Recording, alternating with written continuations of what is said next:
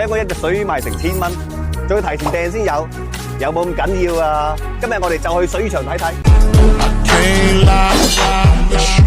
呢度有幾多個池一樣咗？10幾20個啫。黃沙別咧，其實就係我哋西江水係特有嘅品種。如果食起身呢隻你哋嗰個黃沙別同埋其他嘅別有咩唔同咧？鮮味少少嘅。咁水質有冇咩要求啊？一般嘅山泉水都可以噶啦。咁好似餵養嘅話，你平時間佢食咩咧？我哋都係餵啲冰鮮魚同埋有啲魚粉級。食嘅嘢貴唔貴咧？平均一年一隻魚大概係20蚊咁上下啦。你覺得養呢個黃沙別其實佢個經濟效益得唔得咧？30%到40%嘅毛利咁上下啦。而家你哋普通個出嘅話，大概係幾斤重咧？3、4斤嗰啲咁上下咧。咁賣幾錢隻啊？黃沙別就係108啦。咁啊，大概係400零500蚊一隻，一年可以出到幾隻咧？1000零2000隻嘅啫。500蚊一隻，咁啊，大概一年呢度就100萬嘅產值到啦。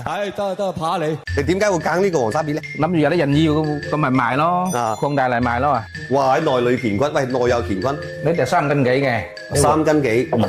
黃沙別呢啲係啊，呢隻中華別嚟㗎啦，唔同嘅嗰個。有咩唔同啊？一攞過嚟對比就知㗎啦，唔同啦。哦，本身個花紋就唔同，個背脊都唔一樣啦，底部都唔同啦。人哋個裙邊同大家3斤嘅裙邊都闊好多咁嗱。有啲客戶要求我要劏咗喎，咁抽咗真空嚟發貨。你總共呢個場投入咗幾錢啊？基建我估計都整咗有幾百萬㗎。幾百萬？係啊。做咗咁多年，其實有冇發覺有邊年揾到錢咧？15年後都可以㗎。最高峰產值去到幾多年咧？100零萬咁係咁上下啦，營業額啊。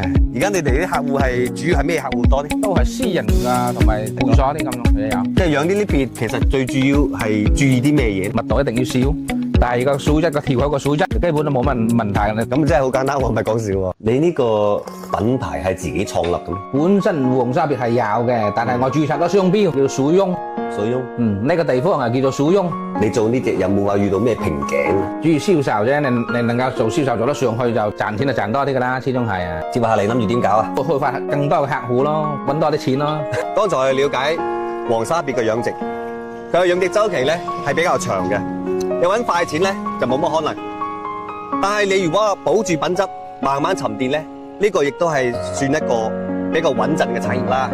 大家仲有咩生意需要睇？話我知。